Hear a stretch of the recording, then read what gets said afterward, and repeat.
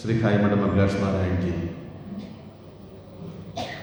യജ്ഞപൗരാണികരായിട്ട് എല്ലായ്പ്പോഴും ഭഗവാന്റെ കഥകൾ പാടിയും പറഞ്ഞും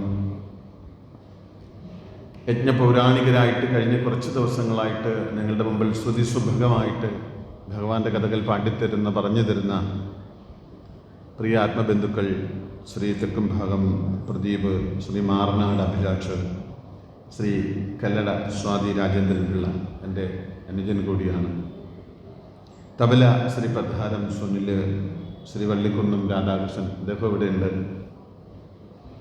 യജ്ഞഹോതാവായിട്ടുള്ള സംപൂജ്യനായിട്ടുള്ള ശ്രീ ഉല്ലാസ് ഉണ്ണികൃഷ്ണൻ, ക്ഷേത്ര ഭരണസമിതി, ഇതിൻ്റെ സംഘാടക സമിതി, നിങ്ങൾക്കെല്ലാവർക്കും ഒരിക്കൽ കൂടി നന്മകൾ നേർന്നുകൊണ്ട് ശ്രീശുഖൻ്റെ പുണ്യവചസ്സുകളിലൂടെ പരീക്ഷത്തെന്ന് പറയുന്നൊരു രാജർഷിക്ക് അദ്ദേഹത്തിൻ്റെ കേവലം ശേഷിച്ചിരിക്കുന്ന 3 ദിവസം മാത്രം. ആ 3 ദിവസത്തിലൂടെ പരമഗതിയെ പറഞ്ഞു കൊടുക്കുന്ന സാക്ഷാൽ ശ്രീ മഹാഭാഗവതം. ആ ഭാഗവതത്തിലെ ദശമസ്കന്ധമാണ് പ്രിയപ്പെട്ടവരെ. ദശമസ്കന്ധത്തിലെ ഒരു ചെറിയ ഏടാണെന്ന് നിങ്ങളുമായിട്ട് ഞാൻ സംവദിക്കുന്നത്. ഭാഗവതത്തിൻ്റെ ദശമസ്കന്ധത്തിൻ്റെ ലക്ഷണം നമുക്കറിയാം, നിരോധമാണ് എന്ന്. നിരോധം എന്ന് പറയുന്നത് കൊണ്ട് തന്നെ ഉദ്ദേശിക്കുന്നത് മറ്റുള്ളവരിലേക്ക് മനസ്സ് പോകാതെ, മനസ്സ് പാറിയും പതറിയും ഇങ്ങനെ മറ്റ് പല ഭാഗങ്ങളിലേക്ക് പോയിക്കൊണ്ടേയിരിക്കുന്നു. അങ്ങനെ പോകാതെ ഒരിടത്ത് തന്നെ പിടിച്ചു നിർത്തി. ഭാഗവതത്തിൻ്റെ ദശമസ്കന്ധത്തിൽ 90 അധ്യായങ്ങളാണുള്ളത്. ഭഗവാന് എത്രയെത്ര കഥകളാണ്. അതിലേതെങ്കിലും ഒരു രൂപത്തിൽ, ഏതെങ്കിലും ഒരു ഭാവത്തിൽ ഭഗവാന്റെ തിരുരൂപം മനസ്സിൽ ഉറപ്പിച്ചുകൊണ്ട് ഭഗവത് കഥകൾ കേട്ട് തീർച്ചയായും മുന്നോട്ട് പോകുവാൻ വേണ്ടിയിട്ടാണ് ഈ നിരോധം എന്ന് പറയുന്ന ആ ലക്ഷണത്തിൽ കൂടി ദശമസ്കന്ധം എവിടെ വിശദീകരിക്കപ്പെടുന്നത്. ഒരുപക്ഷെ ഇന്ന് ഈ സപ്താഹം, ഈ ഭഗവത് കഥാകഥനം ഇവിടെ ഇല്ലായിരുന്നു എന്നുണ്ടെങ്കിൽ ഞാൻ രാവിലെ ഇങ്ങോട്ട് വരാൻ നേരത്തെ പെട്ടെന്ന് ഓടിച്ചെന്ന് TV ഓൺ ചെയ്തിട്ട് വല്ല വാർത്തയും ഉണ്ടോ എന്ന് നോക്കിയ അവസരത്തിൽ കണ്ട ആദ്യത്തെ വർത്തമാനം ഏഷ്യാനെറ്റ് എന്ന് പറയുന്ന ചാനലിലാണ്. ശ്രീ സുരേഷ് കുമാർ, PG സുരേഷ് കുമാർ അന്നേരം ഒരു വാർത്ത വായിക്കുന്നു. ഇങ്ങനെയുള്ള കുഞ്ഞുങ്ങൾ ഉണ്ടാകാതിരിക്കുന്നതാണ് നല്ലത് എന്നുള്ള വാർത്തയാണ് അദ്ദേഹം വായിക്കുന്നത്. ഞാൻ പെട്ടെന്ന് അതൊന്ന് ശ്രദ്ധിച്ചു. എന്താണ് ഇങ്ങനെയുള്ള കുഞ്ഞുങ്ങൾ ഉണ്ടാകാതിരിക്കുന്നതാണ് നല്ലത് എന്നൊരു ചാനലിൽ കൂടി വിളിച്ചു പറയാൻ കാരണം മറ്റൊന്നും ആയിരുന്നില്ല. ഇന്നലെ വൈകുന്നേരത്ത്, ഏത് സ്ഥലമാണെന്ന് എനിക്ക് മനസ്സിലായില്ല, ലൈസൻസ് ഇല്ലാത്തൊരു പുത്രൻ തൻ്റെ അച്ഛനോട് അദ്ദേഹത്തിൻ്റെ കാർ ഓടിക്കാൻ ചോദിച്ചു. അദ്ദേഹം എന്ത് ചെയ്തില്ല, കാറ് കൊടുത്തില്ല. പുത്രൻ രാത്രി കാറിന് തീയിട്ടു, കാറില്ലാണ്ടായി. അങ്ങനെ വല്ലാത്തൊരു കാലഘട്ടത്തിൽ കൂടിയാണ് ഞാനും നിങ്ങളും നമ്മുടെ തലമുറയും കടന്നും നടന്നും പോയിക്കൊണ്ടിരിക്കുന്നത്. ഇവിടെയാണ് ഒരുപക്ഷെ വർത്തമാനം പറയുകയായിരുന്നുവെങ്കിൽ ആരെങ്കിലുമൊക്കെ പറ്റി കുറച്ച് കുറ്റം കൂടുതൽ പറഞ്ഞ്, ആരുടെയെങ്കിലുമൊക്കെ കുറച്ച് കുറ്റം കുറച്ച് പറഞ്ഞ്, ചിലരെ പറ്റി ഇന്ന് പുകഴ്ത്തി പറഞ്ഞൊക്കെ വൈകുന്നേരമാകുമ്പോൾ തിരിച്ച് നമ്മൾ നമ്മുടെ വീടുകളിലേക്ക് മടങ്ങി ചെന്നിട്ട് അഭിജ്ഞന്മാരായ ഗുരുനാഥന്മാർ പറഞ്ഞു തരാറുണ്ട്, ഉറങ്ങാൻ പോകുന്ന അവസരത്തിൽ ഇന്ന് ചെയ്ത എല്ലാ പ്രവർത്തികളും പ്രവർത്തനങ്ങളും ഭഗവാന്റെ പാദകമലങ്ങളിൽ, പാദചരണങ്ങളിൽ സമർപ്പിക്കണം.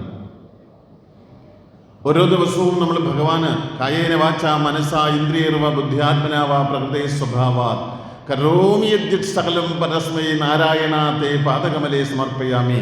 മനസ്സുകൊണ്ട്, ശരീരം കൊണ്ട്, വാക്കുകൊണ്ട്, ബുദ്ധി കൊണ്ട്, ചിന്ത കൊണ്ട് ഞാൻ ചെയ്തത് മുഴുവൻ എൻ്റെ ഭഗവാനെ നിന്റെ പാദകമലങ്ങളിൽ സമർപ്പിക്കുന്നു എന്ന് പറയുമ്പോൾ നമുക്ക് എന്താണ് ഓരോ വൈകുന്നേരങ്ങളിലും സമർപ്പിക്കുവാനുള്ളത് എന്ന ചിന്ത പലപ്പോഴും മനസ്സിൽ വരാറുണ്ട്. പക്ഷെ ഇന്ന് എന്നെ കേട്ടുകൊണ്ടിരിക്കുന്ന നിങ്ങൾ ധന്യരാണ്. തീർച്ചയായും ഒരുപക്ഷെ വീട്ടിലിരുന്നു എങ്കിൽ ഏതെങ്കിലുമൊക്കെ തരത്തിലുള്ള സങ്കടങ്ങളും വിങ്ങലുകളും വിതുമ്പലുകളുമൊക്കെ നിങ്ങളുടെ മനസ്സിനെ വല്ലാണ്ട് ബാധിച്ചു പോയത്. ഇവിടെ വന്നിരുന്ന് ഭഗവാന്റെ കഥകൾ കേൾക്കാൻ പോവുകയാണ്.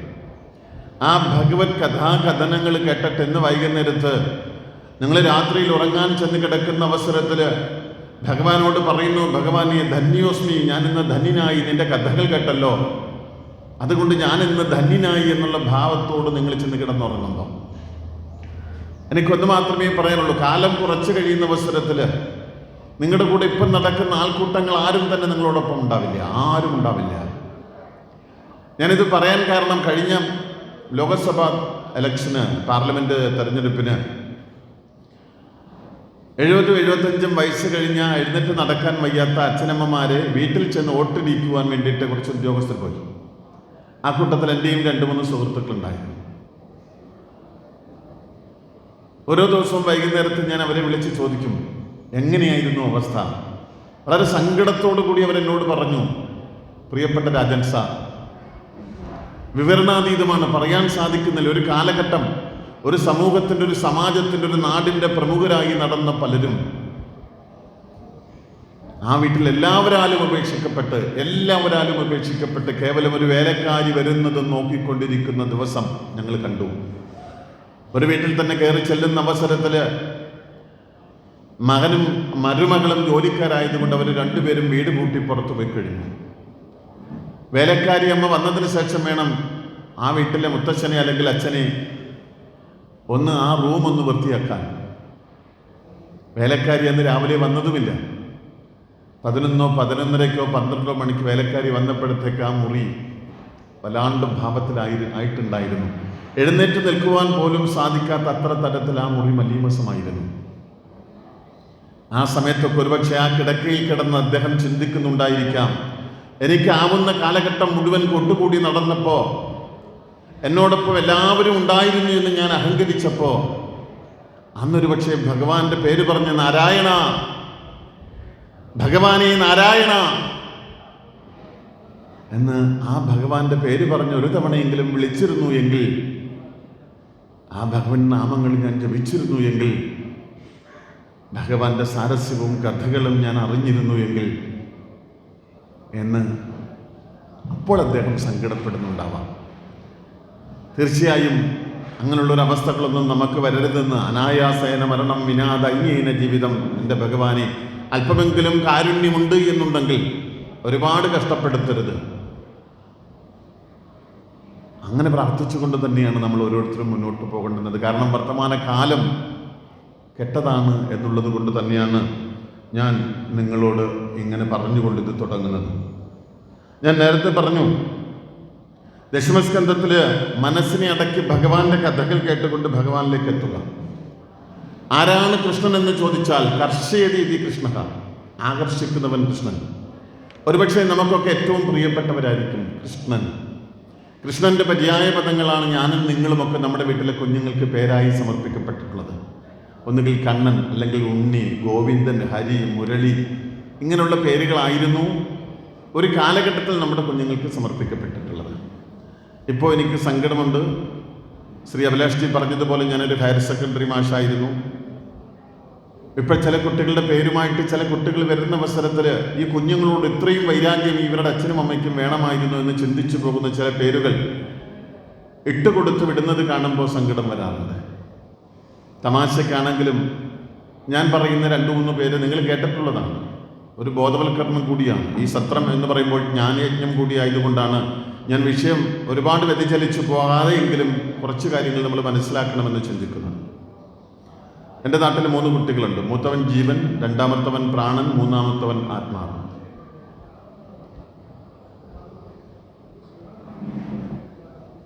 താഴെ ഇളയച്ചൻ വിളിച്ചു ചോദിക്കും, എടാ ജീവോ പ്രാണൻ പോയോടാണ്? പ്രാണൻ എന്ന് പറയുന്ന കുട്ടി പള്ളിക്കൂടത്തിലേക്ക് പോയോ എന്നാണ് ചോദിക്കുന്നത്. പക്ഷേ ഇപ്പുറത്ത് നിന്ന് കേൾക്കുന്ന ഒരാൾക്ക് എന്താണ് തോന്നുന്നത്? ആ പ്രാണൻ എന്ന് പറയുന്ന കുട്ടി ഇനി ജീവിച്ചിരിക്കുന്നില്ല. ആവർത്തിച്ച് അക്ഷരങ്ങൾ പറഞ്ഞാൽ അത് മന്ത്രമായി മാറുമെന്ന് പൈതൃകം നമ്മളെ പഠിപ്പിച്ചിട്ടുണ്ടല്ലേ.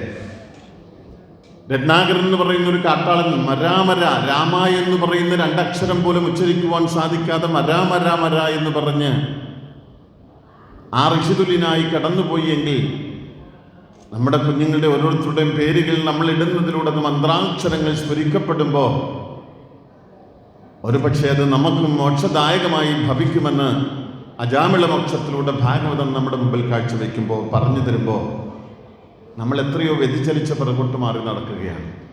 ഭാഗവതത്തിലെ വിഷയം നിങ്ങൾക്ക് അറിയാമെന്നുള്ളത് കൊണ്ടാണ് ചില ജനറൽ കാര്യങ്ങൾ പറയുന്നത്. ഞാൻ നിങ്ങളോട് അടിവരയിട്ട് പറയുന്നു, നമ്മുടെ കുഞ്ഞുങ്ങളെ നന്മയിലേക്ക് നയിക്കുവാൻ, നല്ലവരായി വളരുവാൻ വേണ്ടി ഒരു യൂണിവേഴ്സിറ്റിയും ഒരു PhDയും ഒരു സ്കൂളും ഒരു അധികൃതരുമില്ല. ഹയർ സെക്കൻഡറി പാഠപുസ്തകം തയ്യാറാക്കാൻ പോയപ്പോൾ, 1ാം വർഷത്തെ പാഠപുസ്തകം തയ്യാറാക്കാൻ പോയ SRT ഫാക്കൽറ്റി കൂടിയായിരുന്നു ഞാൻ. തന്ന ഗ്രഡുകളിലൊന്നും നമ്മുടെ കുഞ്ഞുങ്ങളെ നന്മയിലേക്ക് നയിക്കാൻ വേണ്ടി ഒരു കാര്യങ്ങളുമില്ല. അപ്പം പിന്നെ ആരാണത് പറഞ്ഞു കൊടുക്കേണ്ടുന്നത്?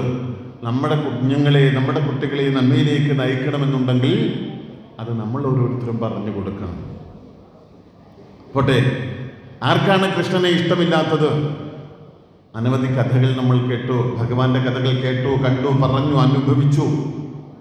ആ ലീലയിൽ കൂടി നമ്മളിങ്ങനെ കഴിഞ്ഞ 5 ദിവസമായിട്ട് പോയിക്കൊണ്ടേയിരിക്കുന്നു. ഇനി രാസലീല എന്ന് പറയുന്ന പാഠഭാഗത്തിലേക്ക് എത്തുന്നതിന് മുൻപ് ഞാനിതൊരു പാഠഭാഗമായിട്ട് തന്നെയാണ് അവതരിപ്പിക്കുന്നത്. രാമായണത്തിലും മഹാഭാരതത്തിലും ഭാഗവതത്തിലുമൊക്കെ ആ ചൈതന്യങ്ങളെപ്പറ്റി അപവാദങ്ങൾ പറഞ്ഞു പരത്തുന്നവരുടെ മുമ്പിൽ ചിലതെങ്കിലും നമുക്ക് തിരുത്തി പറയേണ്ടതുണ്ട്. അതിലൊന്നാണ് രാസലീല. ആ രാസലീലയിലേക്ക് എത്തിച്ചേരുന്നതിന് മുൻപ് തീർച്ചയായും നമുക്ക് അതിന് മുൻപുള്ള ചില ഭാഗങ്ങളിലൂടെ കടന്നു പോകണം. ആദ്യമായിട്ട് എന്തോന്ന് ചെയ്തു? ദേവേന്ദ്രന്റെ ഗർവമടക്കി. അറിയാം, നിങ്ങൾക്ക് കഥയറിയാം. ഗോവിന്ദ പട്ടാഭിഷേകം നടത്തി, ഗോവർദ്ധന ഉദ്ധാരണം നടത്തി. സാക്ഷാൽ ഭഗവാൻ ഇന്ദ്രന്റെ ഗർവത്തെ ശമിപ്പിച്ചു. ഭഗവാൻ ഇങ്ങോട്ട് വരാൻ കാരണക്കാരൻ ഈ ഇന്ദ്രൻ കൂടിയായിരുന്നു. ആ ഇന്ദ്രന്റെ മനസ്സിൽ ദേവന്റെ താഴെയാണ് സാക്ഷാൽ ഭഗവാൻ വന്ന് പിറന്നത് എങ്കിൽ അയാളെ അംഗീകരിക്കാൻ ഒരു അല്പം പാടുണ്ടെന്നുള്ളൊരു ഭാവം ഇന്ദ്രനുണ്ടായിരുന്നോ? ഉണ്ടായിരുന്നു എന്നാണ് എനിക്ക് തോന്നുന്നത്. അത് ഗോവർദ്ധന ഉദ്ധാരണത്തിലൂടെ, ഗോവിന്ദ പട്ടാഭിഷേകത്തിലൂടെ ഭഗവാൻ തീർത്തു കൊടുത്തു. ഇവിടെ നിങ്ങൾ മറ്റൊരു കാര്യം കൂടി മനസ്സിലാക്കണം. ഇന്ദ്രൻ എന്ന് പറയുന്ന വാക്കിനെ മനസ്സായിട്ട് കൽപ്പിക്കണം. മനയേവ മനുഷ്യാണാം കാരണം ബന്ധമോക്ഷയോഹോ. ഇന്ദ്രൻ മനസ്സാണ്. മനസ്സിനെ ജയിക്കുവാൻ പാടാണ്, മനസ്സിനെ ജയിക്കുവാൻ പ്രയാസമാണ്. മനസ്സിനെ ജയിച്ചെങ്കിൽ മാത്രമേ നമുക്ക് മുന്നോട്ട് പോകാൻ സാധിക്കുകയുള്ളൂ. അതുകൊണ്ട് ഇന്ദ്രഗർവ ശമനത്തിലൂടെ ആദ്യമായിട്ട് ഭഗവാൻ കാട്ടിത്തരുന്നു, മനസ്സിനെ ജയിക്കുക, ഇന്ദ്രനെ ജയിക്കുക, ഇന്ദ്രന്റെ ഗർവത്തെ നമ്മൾ ഇല്ലാതാക്കുക. അതിനുശേഷം സാക്ഷാൽ ഭഗവാൻ എന്തോന്ന് ചെയ്തു? വരുണനെ ജയിച്ചു. നിങ്ങൾ കണ്ടു, ആകെ 90 അധ്യായമാണ് ദശമസ്കന്ധത്തിലുള്ളത്. അതിൽ 29ാമത്തെ അധ്യായം കഴിഞ്ഞുള്ള 5 അധ്യായങ്ങൾ. ആ 5 അധ്യായങ്ങൾ തുടങ്ങുന്നതിന് തൊട്ട് മുൻപ് തന്നെ വരുണനെ ജയിക്കുന്ന ഭാഗമുണ്ട്. നന്ദഗോപരെ, രാവിലെ സമുദ്രസ്നാനത്തിന് പോകുന്ന നന്ദഗോപരെ ഒരു ഭൃത്യൻ വന്ന്, ആ വരുണന്റെ ഭൃത്യൻ വന്ന് പിടിച്ച് അടക്കിക്കൊണ്ടു പോകുന്ന അവസരത്തില് സാക്ഷാൽ ഭഗവാൻ ചെല്ലുന്നു, പിടിച്ചു കൊണ്ടുവരുന്നു. നിങ്ങൾ വരുണനെ ജയിച്ചു എന്നുള്ള ഭാവമല്ല അവിടെ കാണേണ്ടുന്നത്. പ്രിയപ്പെട്ടവരെ, ഗുരുനാഥന്മാരുടെ വാക്കുകൾ കടമെടുത്ത് പറയുമ്പോൾ അവർ പറഞ്ഞു തരുന്നു, വരുണനെ ജയിക്കുക എന്നുള്ളത് കൊണ്ട് രുചിയെ ജയിക്കുന്നു എന്നാണ് ഭാവം. വരുണൻ രുചിയുടെ ദേവനാണ്. രുചി കൂടിയാൽ കാമവും ക്രോധവും കൂടും അത്രയും. നമ്മളെല്ലാവരും രുചിയുടെ പിറകെയാണ്. ഈ ഭാഗവത സത്രത്തില് ഒരുപക്ഷെ കഴിഞ്ഞ 5 ദിവസവും ഞാൻ നിങ്ങളെ കുറ്റപ്പെടുത്തുകയല്ല കേട്ടോ. ഞാൻ നേരത്തെ പറഞ്ഞു, ജ്ഞാനയജ്ഞം കൂടി എൻ്റെ മനസ്സിലുണ്ട്. അതുകൊണ്ടാണ് ഞാൻ ഒരുപക്ഷെ ഭാഗവതത്തിൻ്റെ വിഷയത്തെ മറ്റൊരു വെർഷനിൽ അവതരിപ്പിക്കുന്നത്. ഇവിടെ ഇരിക്കുന്ന സമയത്ത് തന്നെ ഇവിടുത്തെ സദ്യയെപ്പറ്റി പോലും ഒരുപക്ഷെ കുറ്റം പറയുന്നവരാണ് നമ്മൾ. ഇന്നലത്തെ സാമ്പാർ അത്ര ഇങ്ങോട്ടായിട്ടില്ല. മെനഞ്ഞാന്നത്തെ പുളിശ്ശേരി ഇച്ചിരി പുളി കുറഞ്ഞു പോയി. എങ്ങനെ കുറ്റങ്ങൾ മാത്രം കണ്ടുപിടിച്ച് കടന്നു പോകുന്ന തലമുറ. അവരോടാണ് സാക്ഷാൽ ഭഗവാൻ പറയുന്നത്, വരുണന്റെ ഭാവമായിട്ട് നീ നിന്റെ രുചിയെ കുറയ്ക്കുക. അപ്പൊ മനസ്സാകുന്ന ഇന്ദ്രനെ ജയിച്ചു, രുചിയാകുന്ന സാക്ഷാൽ വരുണനെയും ജയിച്ചു. 3ാമത്തെ ഭാവത്തിലേക്ക് എത്തുമ്പോൾ സാക്ഷാൽ ഗോപികമാരുടെ വസ്ത്രാഭരണത്തിലൂടെ ശരീരാഭിമാനമില്ലാതാക്കുകയാണ്. പടിപടിയായിട്ടാണ് ഉയർത്തിക്കൊണ്ടുവരുന്നത് ഭഗവാൻ. ഒറ്റച്ചാട്ടത്തിന് ചാടാനൊക്കത്തില്ല. നിങ്ങൾക്ക് ശബരിമല പോയി കഴിഞ്ഞാൽ 18 പടി കയറി ചെല്ലണമെങ്കിൽ 1ാമത്തെ പടി കയറി, 2ാമത്തെ പടി കയറി, 3ാമത്തെ പടി കയറി, 18ാമത്തെ പടി കയറി ചെന്നെങ്കിൽ മാത്രമേ ഇവിടെ തത്വമസി കാണുവാൻ സാധിക്കുകയുള്ളൂ. തത് ത്വമസി, അത് നീയാകുന്നു എന്നറിയാനും കാണാനും സാധിക്കുകയുള്ളൂ. ഈ 1ാമത്തെ പടി ചാടാൻ നിൽക്കുമ്പോഴാണ് ഈ കുഴപ്പങ്ങളെല്ലാം സംഭവിക്കുന്നത്. അപ്പം ഞാനത് വീണ്ടും വീണ്ടും ആവർത്തിക്കുകയാണ്. മനസ്സിനെ ജയിച്ചു, രുചിയെ ജയിച്ചു, ഒടുവിൽ സാക്ഷാൽ ഗോപികമാരുടെ വസ്ത്രാഭരണത്തിലൂടെ അവരുടെ ശരീരബോധം. നിങ്ങൾക്കറിയാം, കാത്യായനി വ്രതമെടുത്തു, കാത്യായനി മഹാഭാഗേ നന്ദസൂനും പതിന്ത ധാതു എന്ന് പറഞ്ഞുകൊണ്ട് സാക്ഷാൽ മഹാദേവിയുടെ കാത്യായനി ദേവതയുടെ മുൻപിൽ ആ പാവപ്പെട്ട ഗോപികമാര്, ആ നിഷ്കളങ്കരായ ഗോപികമാര് നന്ദസൂനുമായിട്ടുള്ള സാക്ഷാൽ ഭഗവാനെ പതിയായി തരണമേ എന്ന് പ്രാർത്ഥിച്ചുകൊണ്ട് അവർ കാത്യായനി വ്രതമെടുക്കുന്നു.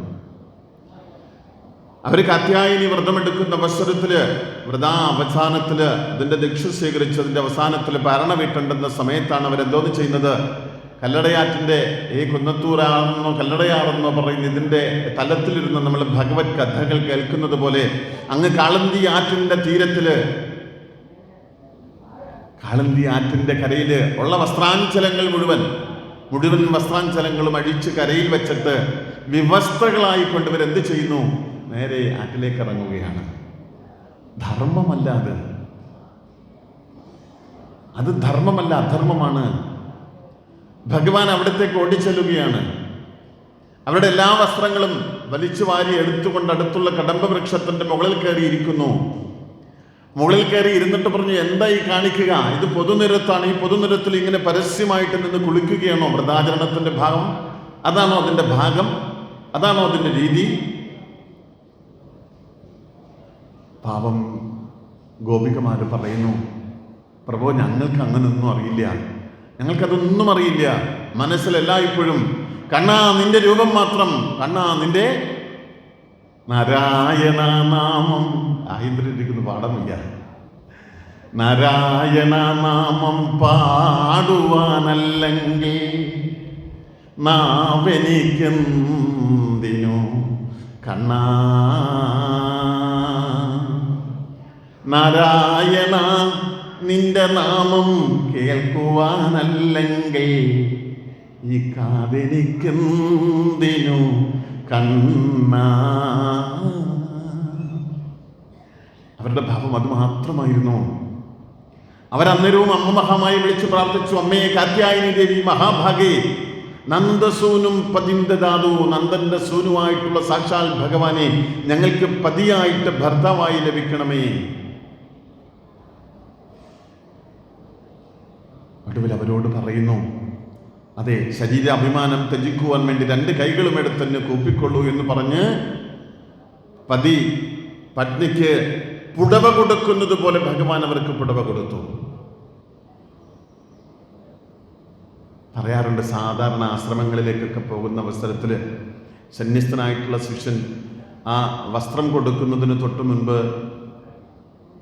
സാക്ഷാൽ ഗുരുനാഥൻ അദ്ദേഹത്തെ, സന്യസ്തനായിട്ടുള്ള ശിഷ്യനെ വിവസ്ത്രനാക്കി പൂർണ്ണ നഗ്നനാക്കി 7 അടി നടത്തും. അത്രേ 7 അടി നടത്തിയതിനു ശേഷമാണ് അത്രേ അദ്ദേഹത്തിന് കാവ്യ വസ്ത്രം കൊടുക്കുന്നത്. പൂർണ്ണമായും ശരീരാഭിമാനം ത്യജിച്ചു, പൂർണ്ണമായും ശരീരാഭിമാനം ത്യജിച്ചു എന്നുള്ളതാണ് അതിൻ്റെ ഭാവം.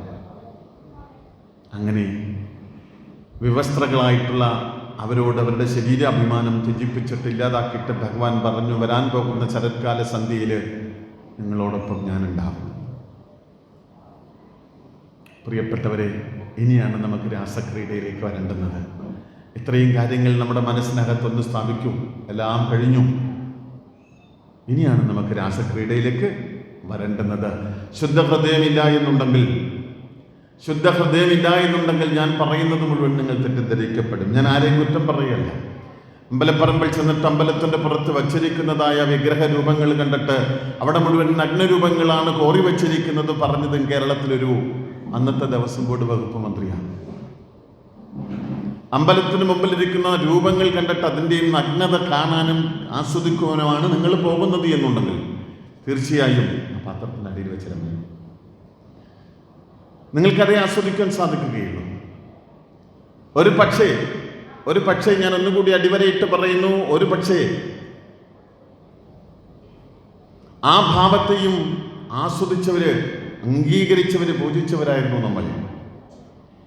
ലോകത്ത് ആദ്യത്തെ യുക്തിവാദി ആരാണെന്ന് നിങ്ങളുടെ കുഞ്ഞുങ്ങളോട് ചോദിച്ചാൽ പറഞ്ഞു കൊടുക്കണം. ഭാരത ഋഷീശ്വരനായ ചാർവാകനായിരുന്നു. കടം വാങ്ങിയും നെയ്കൂട്ടി ഉണ്ണണം, ഭസ്മമായി പോകുന്ന ശരീരത്തിന് പുനരാഗമനമില്ല എന്ന് വിളിച്ചു പറഞ്ഞ ചാർവാകനെ പോലും ഈശ്വരനില്ല, ജീവിക്കുന്ന കാലഘട്ടം മുഴുവൻ അടിച്ചു പൊളിച്ച് രമിച്ച് ജീവിച്ചുകൊള്ളൂ എന്ന് വിളിച്ചു പറഞ്ഞ സാക്ഷാൽ ചാർവാകനെ പോലും മുനിയായി ഋഷിയായി പൂജിച്ച ആദരിച്ച ആരാധിച്ച ആ സംസ്കാരമാണ് ഭാരതത്തിൻ്റെത്. അതുകൊണ്ട് കാമശാസ്ത്രത്തിന് വേണ്ടി, കാമഭാഗത്തിന് വേണ്ടി, കാമഭോഗത്തിന് വേണ്ടി, കാമക്രീഡയ്ക്ക് വേണ്ടി കാമശാസ്ത്രം എന്ന് പറയുന്ന വത്സ്യായനൻ എന്ന് പറയുന്ന മുനിയെ കൊണ്ട് അങ്ങനെയും ഒരു ശാസ്ത്രം നിങ്ങൾക്ക് എഴുതി തന്നു.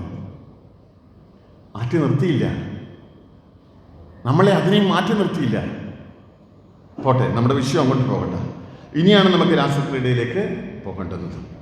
അപ്പോൾ ഗോപികളെ പോലൊരു ശുദ്ധ ഹൃദയമുണ്ടെങ്കിൽ മാത്രമേ, ഗോപികളെ പോലൊരു ഹൃദയശുദ്ധി ഉണ്ടെങ്കിൽ മാത്രമേ നമുക്ക് എന്തോന്ന് ചെയ്യാൻ സാധിക്കുകയുള്ളൂ. തീർച്ചയായും ഭഗവാന്റെ രാസലീലയുടെ യഥാർത്ഥ ഭാവം നമുക്ക് മനസ്സിലാക്കുകയുള്ളൂ. ഇവിടേക്ക് ചെന്നെത്തുന്നു. രാസലീലയിലേക്ക് ചെന്നെത്തുന്നതിന് മുമ്പ് നിങ്ങളെല്ലാവരെയും ഞാൻ വിളിച്ച വൃന്ദാവനത്തിലേക്ക് ഒന്ന് കൊണ്ടുപോകുന്നു. അമ്മമാരെ, പ്രിയപ്പെട്ടവരെ, നമുക്ക് അങ്ങോട്ടൊന്ന് യാത്ര ചെയ്യാം. നിങ്ങളൊന്ന് നോക്കൂ. സാക്ഷാൽ ബലരാമേട്ടനും ഭഗവാൻ ശ്രീകൃഷ്ണനും ഗോപവൃന്ദങ്ങളും എല്ലാവരും കൂടി അന്ന് പശുവിനെ തീറ്റാൻ പോകുകയായിരുന്നു.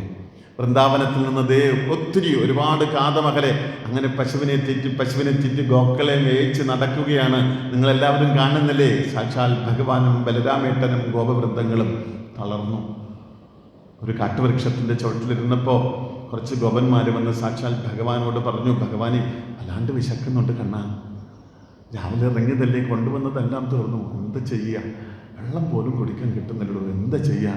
ആ സമയത്താണ് സാക്ഷാൽ ഭഗവാൻ പറഞ്ഞത്, ഈ കാടിൻ്റെ തൊട്ടങ്ങപ്പുറത്ത് വിപ്രന്മാരുടെ ഗ്രാമമുണ്ട്. കുറേ നാളുകൊണ്ട് എന്നെ ഭജിച്ച് പ്രാർത്ഥിച്ച് എനിക്ക് വേണ്ടി കാത്തിരിക്കുന്ന വിപ്ര പത്നിമാരുണ്ട് അവിടെ. അവർക്ക് മോക്ഷം കൊടുക്കുവാൻ സമയമായി എന്ന് ചിന്തിക്കപ്പെട്ടവനായ, അവരെ അനുഗ്രഹിക്കുവാൻ സമയമായി എന്ന് ചിന്തിക്കപ്പെട്ടവനായ സാക്ഷാൽ ഭഗവാൻ പെട്ടെന്ന് ആ ഗോപന്മാരെ വിളിച്ചു പറയുന്നു, നിങ്ങൾ നേരെ അങ്ങപ്പുറത്ത് പോയി, കാട്ടിൻ്റെ അങ്ങപ്പുറത്ത് ചെന്നിട്ട് ഓരത്ത് അങ്കിരായനം എന്ന് പറയുന്ന ആ യാഗം നടത്തുന്ന വൈദിക ശ്രേഷ്ഠന്മാരോട്, ബ്രാഹ്മണ ശ്രേഷ്ഠന്മാരോട്, വാക്കൊരിക്കൽ കൂടി ശ്രദ്ധിക്കൂ, ബ്രാഹ്മണ ശ്രേഷ്ഠന്മാരോട് നിങ്ങൾ ചെന്ന് പറയൂ, ഇവിടെ രാമനും കൃഷ്ണനും വന്നിട്ടുണ്ട്, അവർക്ക് വേണ്ടി കുറച്ച് ഭക്ഷണം തരൂ എന്ന്. ദേവാലന്മാർ ചെന്നപ്പോൾ അവരോട് പറഞ്ഞു, രാമനും കൃഷ്ണനും കാട്ടിൻ്റെ അങ്ങപ്പുറത്ത് പശുവിനെ തെറ്റിക്കൊണ്ട് വന്നിട്ടുണ്ട് കേട്ടോ, വല്ലാണ്ട് വിശക്കുന്നു, ഞങ്ങൾക്ക് എല്ലാവർക്കും കുറച്ച് ഭക്ഷണം. വിപ്രന്മാർ, ബ്രാഹ്മണന്മാർ, മനസ്സിൽ ജാതി അഭിമാനം ഒഴിയാത്തവർ,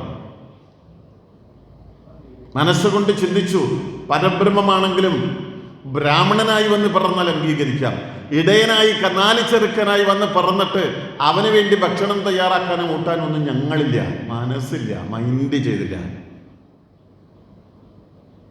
സങ്കടപ്പെട്ടുകൊണ്ട് സാക്ഷാൽ ഗോപന്മാർ ഭഗവാന്റെയും ബലരാമേട്ടൻ്റെ അടുത്തേക്ക് തിരിച്ചു വന്നപ്പോൾ ഭഗവാൻ പറഞ്ഞു, ചെല്ലൂ, അവരെല്ലാവരും അവിടെ വൈദിക മന്ത്രങ്ങൾ ചൊല്ലുന്നുണ്ടാവാം, അവരുടെയൊക്കെ കുടിലുകളിൽ, അവരുടെയൊക്കെ ഇല്ലങ്ങളിൽ, അവരുടെയൊക്കെ ഭവനങ്ങളിൽ, ഗൃഹങ്ങളിൽ അവരുടെയൊക്കെ പത്നിമാരിയ്ക്കുന്നുണ്ട്, ചെന്ന് പറയൂ, രാമനും കൃഷ്ണനും വന്നിരിക്കുന്നു.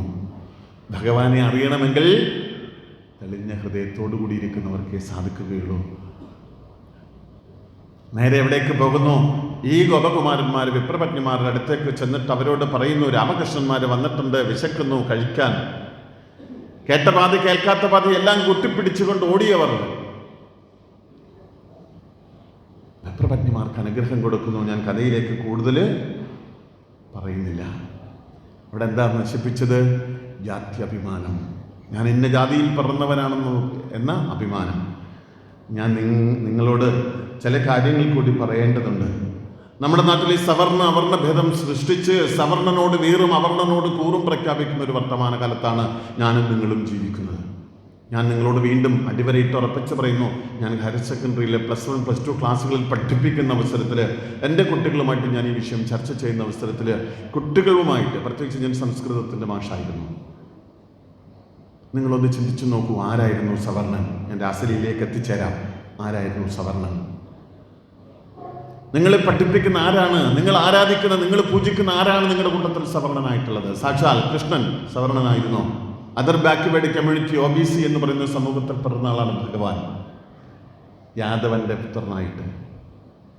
വേദവ്യാസനോ? ലോകഗുരുവായി വാഴ്ത്തപ്പെടുന്ന വേദവ്യാസൻ മുക്കുവ പെണ്ണിന്റെ ഒരു മുക്കുവ പെണ്ണിന്റെ, ഒരു മത്സ്യകന്യകയുടെ പുത്രനായിരുന്നു, സവർണനായിരുന്നു.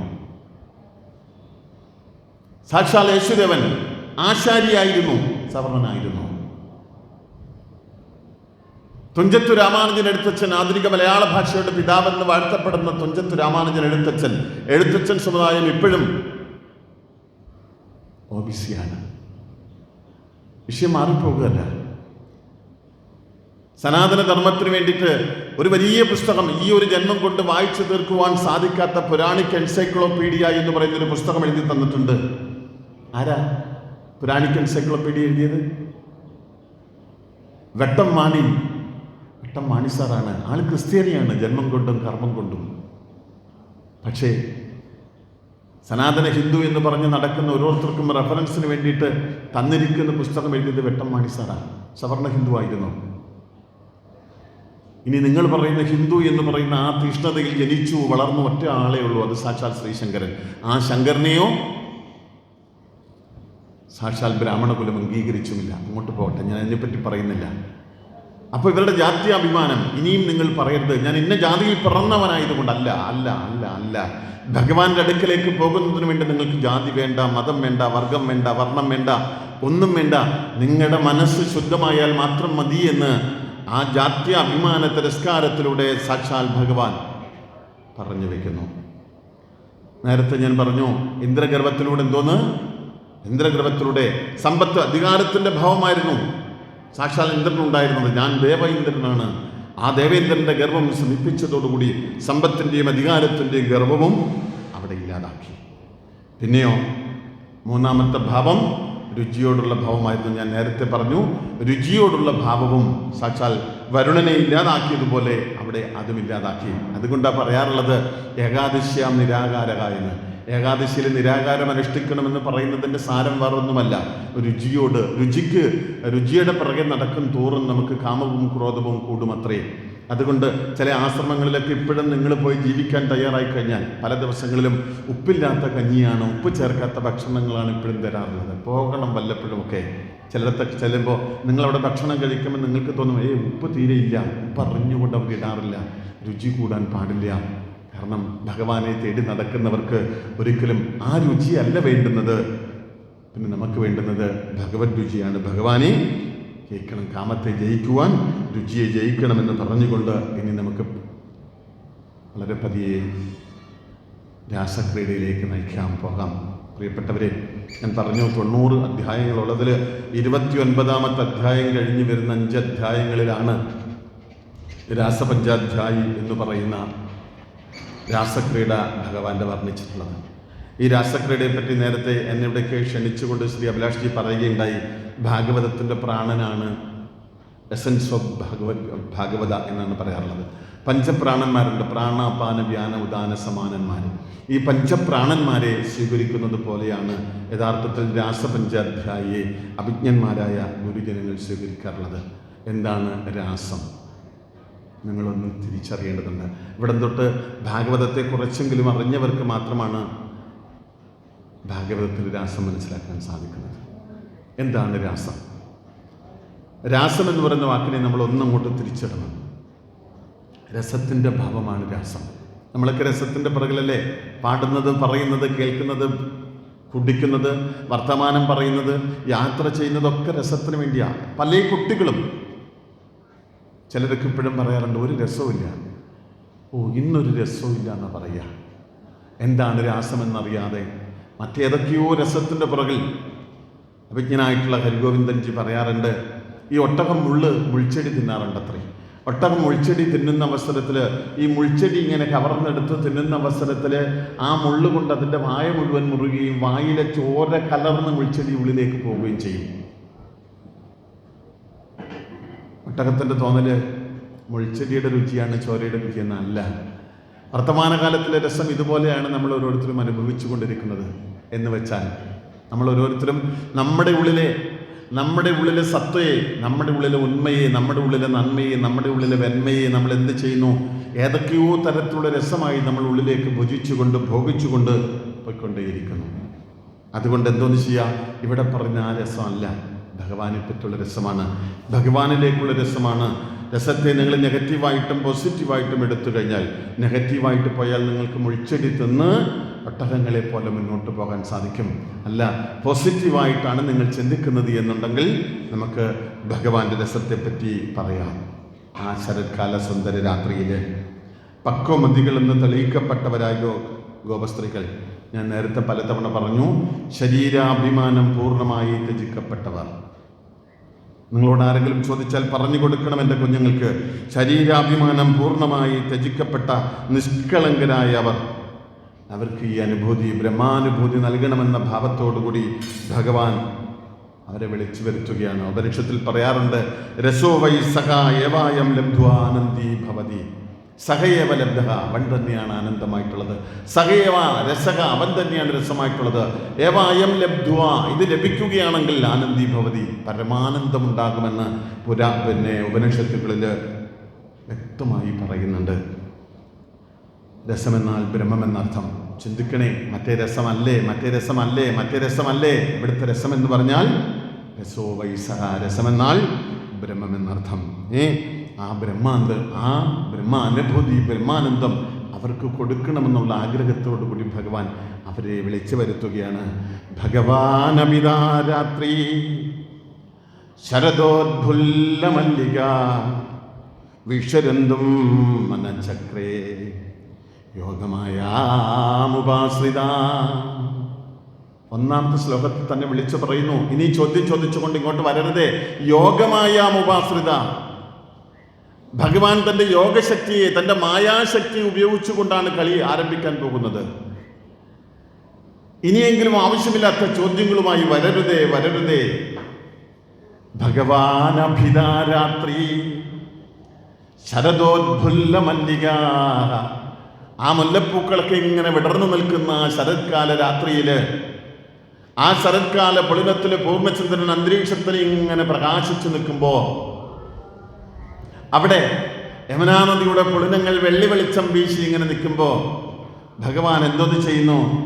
ഭഗവാൻ തൻ്റെ വേണുഗീതം മുഴക്കുകയാണ്, തൻ്റെ വേണുഗാനം മുഴക്കുകയാണ്. എന്തിനെ ആശ്രയിച്ചുകൊണ്ടെന്ന് ഞാൻ വീണ്ടും വീണ്ടും വീണ്ടും വീണ്ടും വീണ്ടും അടിവരയിട്ട് പറയുന്നു. യോഗമായാമുപാശ്രിത, യോഗമായി ആശ്രയിച്ചുകൊണ്ട്, മായയെ സ്വീകരിച്ചുകൊണ്ടാണ് ഭഗവാൻ രാസലീല, രാസകളിയാടാൻ പോകുന്നത്. എന്താണ് മായ? മായ എന്താണ്?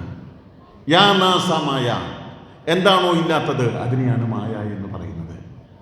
ഭഗവാന്റെ അടിമയാണ് മായ, ഭഗവാന്റെ അടിമയാണ്. ഭഗവാൻ എന്തെങ്കിലും വേലത്തരം കാണിക്കണമെന്ന് ചിന്തിക്കുന്ന അവസരത്തിൽ ഭഗവാൻ മായയെ വിളിച്ചു വരുത്തും.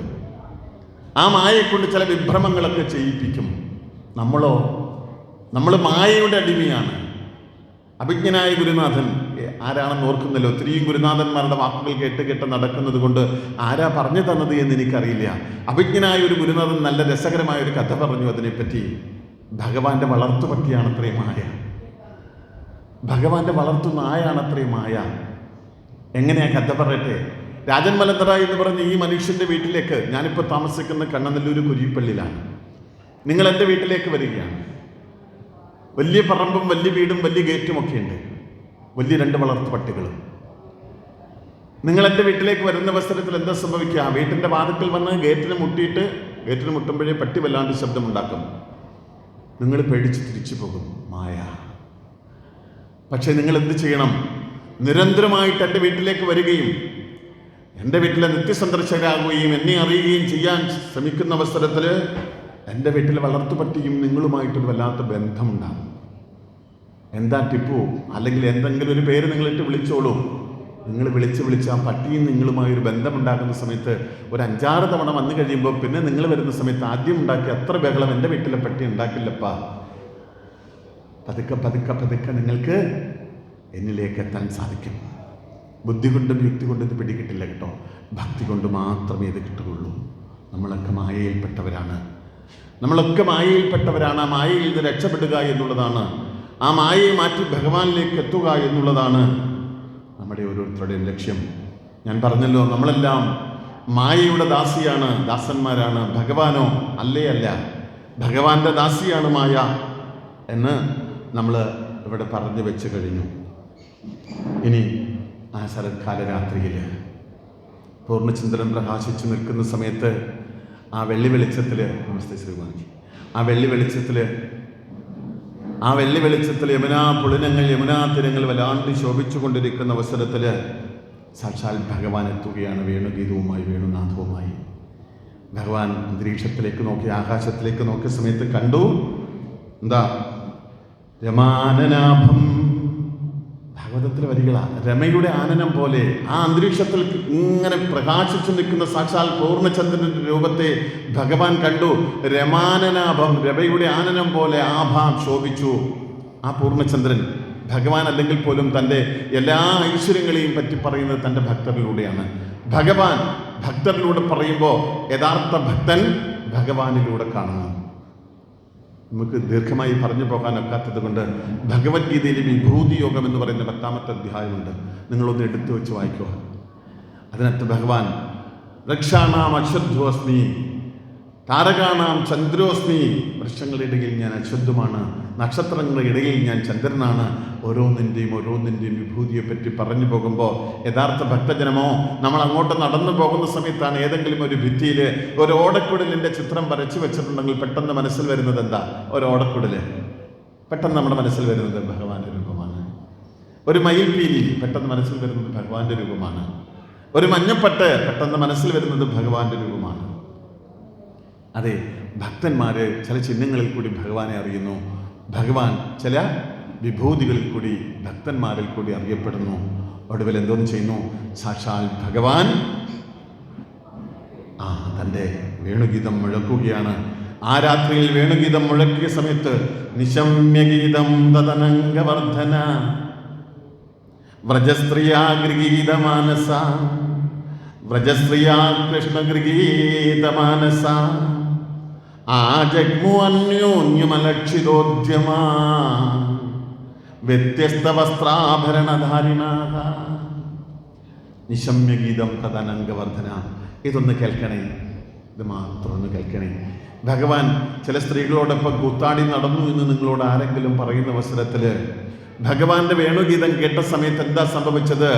നിശമ്യ കേട്ടിട്ട്, ഗീതം, ഏത് ഗീതം? ഭഗവാന്റെ വേണുഗീതം കേട്ടിട്ട് തത് അനംഗവർദ്ധന, അവരുടെ ഉള്ളിലെ കാമത്തെ വർദ്ധിച്ചു. അത്രയും ആ ഗോപസ്ത്രീകളുടെ ഉള്ളിൻ്റെ ഉള്ളിലെ കാമത്തെ വർദ്ധിച്ചു. അങ്ങനെ നിങ്ങൾ ചിന്തിക്കുന്നെങ്കിൽ നിങ്ങൾക്ക് അങ്ങനെ ചിന്തിക്കാം.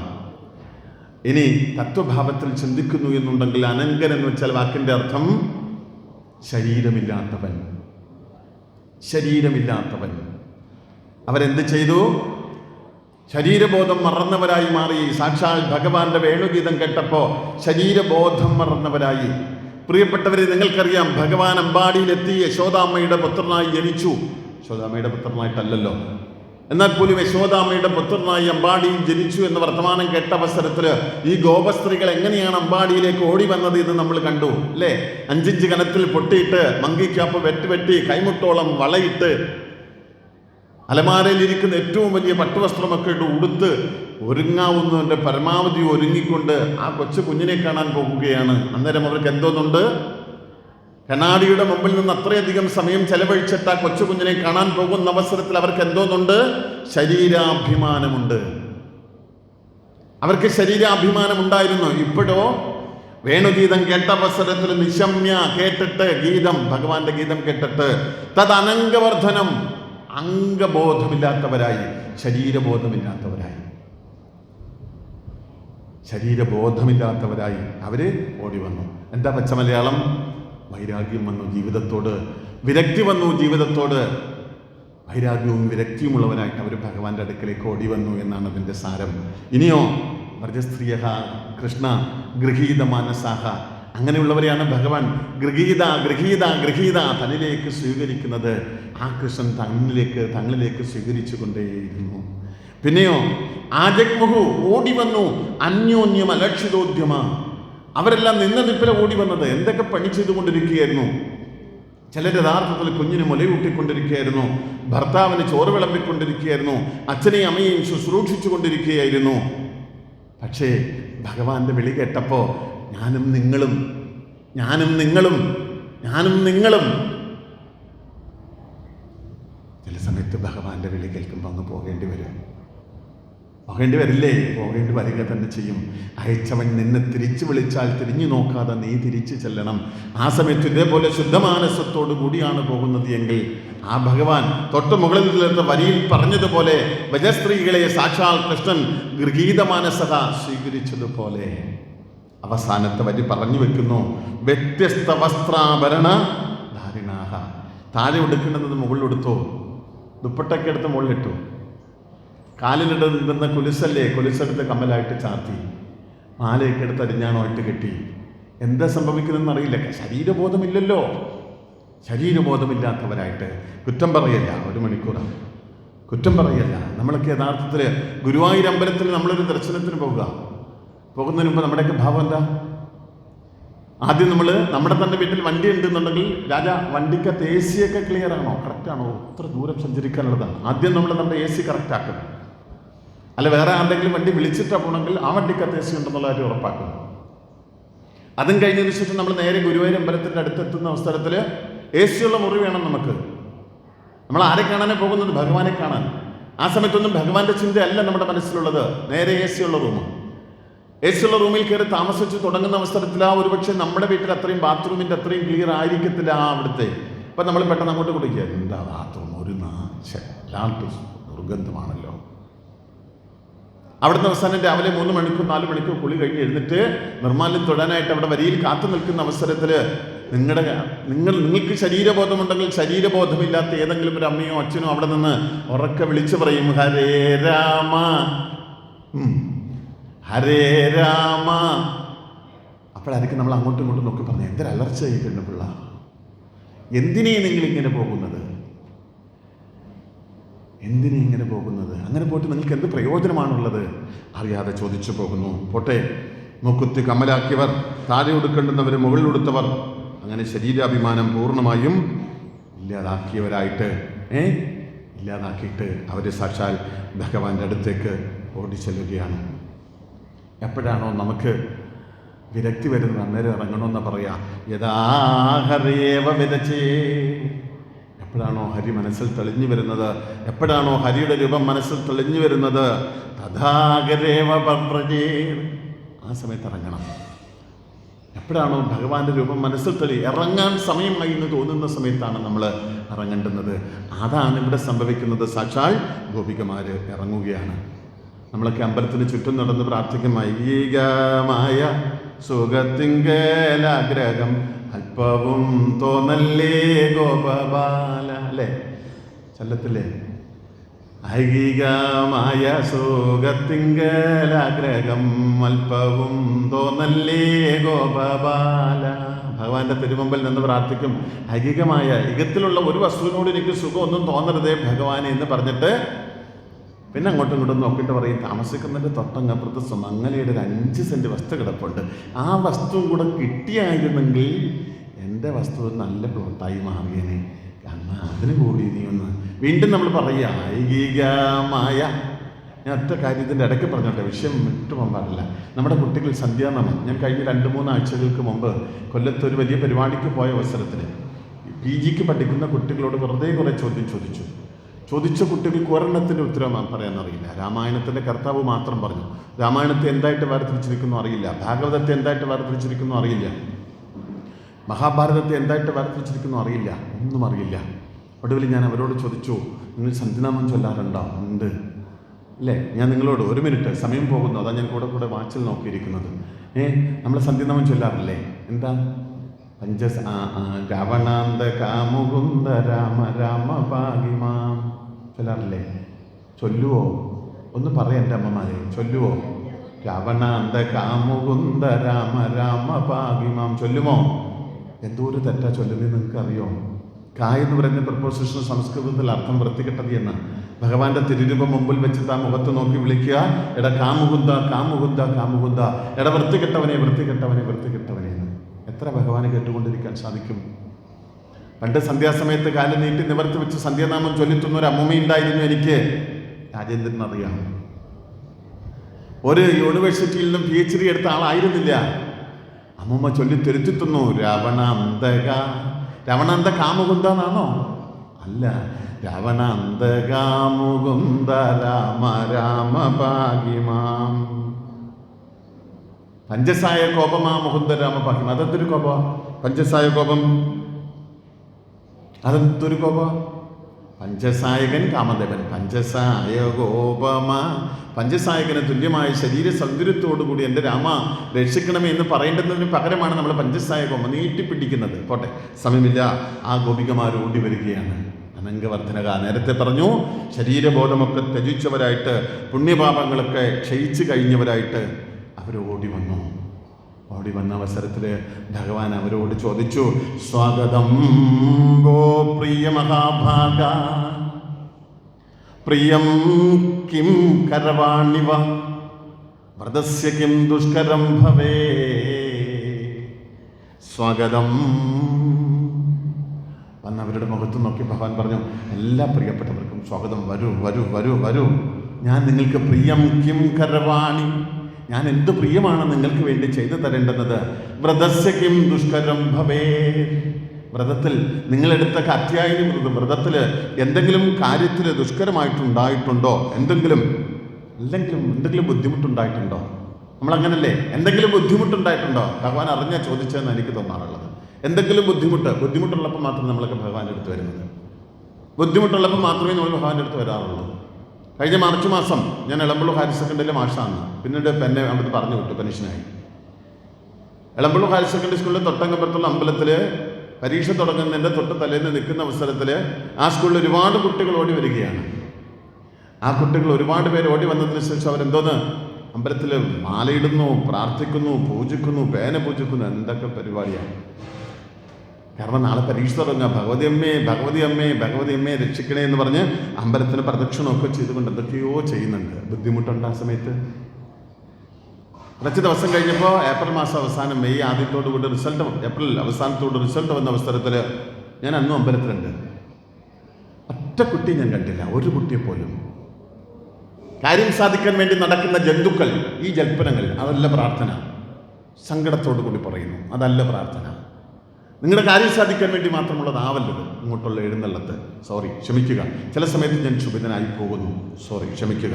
എന്തായാലും ഭഗവാൻ വീണ്ടും അവരോട് ചോദിച്ചു, എന്തിനാ വന്നത്? സുഖമായിരിക്കുന്നുവോ? വല്ല ബുദ്ധിമുട്ടുണ്ടായോ എന്നൊക്കെ ചോദിച്ചിട്ട് പറഞ്ഞു, ചന്ദ്രനെ കാണണോ? ആകാശത്ത് നിൽക്കുന്ന അമ്പിളി അമ്മാവനെ കണ്ടോളൂ. പിന്നെ വീണ്ടും പറഞ്ഞു, വികസിച്ച് നിൽക്കുന്ന, പൂത്തുലഞ്ഞു നിൽക്കുന്നതായ ഈ ചെടികളെ കണ്ടുകൊള്ളൂ, ഈ യമുനാതീരത്തെ കണ്ടുകൊള്ളൂ. യമുനതായി ഇങ്ങനെ മന്ദം ഒഴുകിക്കൊണ്ടേയിരിക്കുന്നു. കാണൂ പ്രിയപ്പെട്ടവരെ, പ്രിയ മഹാഭാഗ, പശ്യന്തു തേ സർവ്വത പശ്യന്തു, എല്ലാം കണ്ടുകൊള്ളൂ എന്ന് വിളിച്ചു പറഞ്ഞുകൊണ്ടെല്ലാം കാണിച്ചു കൊടുത്തിട്ട് ഭഗവാൻ അവരോട് പറഞ്ഞു, ഇനി തിരിച്ചു പോയിക്കൊള്ളൂ. കഴിഞ്ഞില്ലേ, എല്ലാം കണ്ടു കഴിഞ്ഞില്ലേ, ഇനി നിങ്ങൾ തിരിച്ചു പോയിക്കൊള്ളൂ എന്ന് പറയുന്ന അവസരത്തിൽ, കാരണം എന്താ തിരിച്ചു പോകാൻ പറഞ്ഞത്? വീട്ടിൽ ആരൊക്കെയുണ്ട്? വീട്ടിൽ മാതാ, അമ്മയുണ്ട്, ഭ്രാത, സഹോദരനുണ്ട്, പിതാ, അച്ഛനുണ്ട്, ഭർത്താവുണ്ട്, പശു ഒക്കെ ഉണ്ട്. അതുകൊണ്ട് എന്തോന്ന് ചെയ്യുക? തിരിച്ചു പോകുക. ഇവിടെ സൂക്ഷ്മാർത്ഥവും സ്ഥൂലാർത്ഥമുണ്ട്. ഭാഗവതം മനസ്സിലാക്കേണ്ടെന്നവരത് മനസ്സിലാക്കണം. തീർച്ചയായും ഒരു വീടിൻ്റെ ഐശ്വര്യം എല്ലായ്പ്പോഴും അമ്മയാണ്, സ്ത്രീയാണ്. എന്നാണോ എൻ്റെ നാട്ടിലെ അമ്മമാര് ആ ലക്ഷ്മി ഭാവം കൈവെടിഞ്ഞത്, അന്ന് തൊട്ടാണ് എൻ്റെ നാട്ടിലെ ഭവനങ്ങളൊന്നുമല്ല അന്യാധീനപ്പെട്ടു തുടങ്ങിയത്. കാരണം വീടിൻ്റെ ഐശ്വര്യം എന്നും അമ്മയായിരുന്നു. എനിക്കും ഇവിടെ ഇരിക്കുന്ന മുഴുവൻ പേർക്കും ആദ്യം ചൂണ്ടിക്കാണിക്കാനുള്ള ദേവത അമ്മയാണ്. ഞാൻ എൻ്റെ കുഞ്ഞുങ്ങളോട് പറയാറുണ്ട്, ഒരമ്പലത്തിലും ഒരു പള്ളിയിലും ഒരു മോസ്കിലും ഒരു പൂജയും ചെയ്തില്ലെങ്കിലും മലനട നിങ്ങളോട് അടിവരയിട്ട് പറയുന്നു, ഒരുപാട് ഗുരുനാഥന്മാരുടെ കൈ പിടിച്ച് നടന്ന അറിവ് കൊണ്ട് ഞാൻ പറയുന്നു, ഒരമ്പലത്തിലും ഒരു പള്ളിയിലും ഒരു മോസ്കിലും ഒരു പൂജയും ചെയ്തില്ലെങ്കിലും നിങ്ങൾക്ക് ഒരു ദോഷവും വരില്ല, ഉറപ്പ്. പ്രസവിച്ച് പാലൂട്ടി വളർത്തി വലുതാക്കിയ അമ്മയുടെ കണ്ണിൽ നിന്നും ഒരു തുള്ളി കണ്ണുനീര് വീഴാതെ പുലരുവാൻ, ജീവിക്കുവാൻ നിങ്ങൾക്ക് സാധിക്കുമെങ്കിൽ, നടന്നു പോകുന്ന അവസരത്തിൽ അമ്പലപ്പറമ്പിൽ പോയി തൊഴുതു നിന്നില്ലെങ്കിലും ഒരു ദോഷവും വരാൻ പോകുന്നില്ല. പ്രസവിച്ച് പാലൂട്ടി വളർത്തി വലുതാക്കിയ അമ്മയുടെ കാലിൽ ഒന്ന് തൊട്ട് ആ നിഴല് പോലെ എല്ലായ്പ്പോഴും നിന്റെ എല്ലാ ആഗ്രഹങ്ങളും സാധിച്ചതെന്ന് നിന്നോടൊപ്പം നിൽക്കുന്ന അച്ഛനെ ഒന്ന് കെട്ടിപ്പിടിച്ചിട്ട്, അച്ഛാ ഞാനൊന്ന് പോയി വരട്ടെ, അച്ഛൻ്റെ അനുഗ്രഹം എനിക്കുണ്ടാകട്ടെ എന്ന് പറഞ്ഞുകൊണ്ട് ആ കൈയെടുത്ത് സ്വന്തം തലയിലൊന്ന് വെച്ച് അനുഗ്രഹം വാങ്ങിച്ചുകൊണ്ട് കടന്നുപോയാൽ, ഞാൻ അടിവരയിട്ട് പറയുന്നു, ഒരു ദോഷവും വരില്ല. നിങ്ങൾക്ക് ഒരു ദോഷവും വരില്ല. ഇന്നലെ രാത്രിയിൽ ഇരുന്ന് ഈ നോട്ട്സ് തയ്യാറാക്കിയിട്ട് ഇങ്ങോട്ട് പോരുന്ന സമയത്ത് മനസ്സുകൊണ്ട് ചിന്തിച്ചു, എന്താ ഇവിടെ വന്നിരുന്നപ്പോ ആദ്യം വിളിച്ചു അമ്മ ഗൗരി, അറിയാം, നമസ്തേ രാഘവ വിളിച്ചു, അക്ഷരം താ, വാക്കുതാ, ഞാൻ വല്ലാണ്ടൊരു പ്രതിസന്ധിയിൽ ഇരിക്കാൻ പോകുന്നു, വാക്ക് തരൂ. ആ ഭാവമാണ് ആദ്യം നമ്മുടെ കുഞ്ഞുങ്ങൾക്ക് പറഞ്ഞു കൊടുക്കേണ്ടുന്നത്. ഇനി തിരിച്ചു പോയിക്കൊള്ളൂ എന്ന് പറഞ്ഞ അവസരത്തില് രണ്ടർത്ഥമുണ്ട്. സൂക്ഷ്മാർത്ഥത്തിൽ ഈ സ്ത്രീകൾ തിരിച്ച് വീട്ടിലേക്ക് പോയാൽ അവരുടെ കുടുംബം, കുലം അത് നന്നാവും. സ്ഥൂലാർത്ഥത്തില്. സൂക്ഷ്മാർത്ഥത്തിലാണെങ്കിലോ സാക്ഷാൽ നിങ്ങൾ എന്തെങ്കിലും താല്പര്യമുണ്ടോ, വീണ്ടും എവിടെങ്കിലും കെട്ടുകളായത് കർമ്മം പുരുഷന്, കെട്ടുകളായത് കർമ്മം പുരുഷന്, കെട്ടുകളറ്റേ മുക്തി വരൂ ദൃഢം, ആ കെട്ടുകളോ ഫലഭുക്തിയാ തീരും, കെട്ടായിനിയും നാരായണ ജയ. ഇനി കെട്ടരുതേ, ഇനി കെട്ടരുതേ. ആ കെട്ടുകൾ എന്തെങ്കിലും അവരിൽ ശേഷിക്കുന്നു എന്നുണ്ടെങ്കിൽ അതുകൊണ്ട് നിങ്ങൾ തിരിച്ചു പോയിക്കൊള്ളൂ എന്ന് ഭഗവാൻ പറഞ്ഞു. എന്നിട്ട് ഭഗവാൻ അവരോട് പറഞ്ഞു വെച്ച ഭാഗവതത്തിലെ ഏറ്റവും പ്രശസ്തമായിട്ട് ഞാൻ നിങ്ങളോട് പറയുന്ന ഒരു ശ്ലോകമുണ്ട്, വളരെ പ്രശസ്തമായ ശ്ലോകം.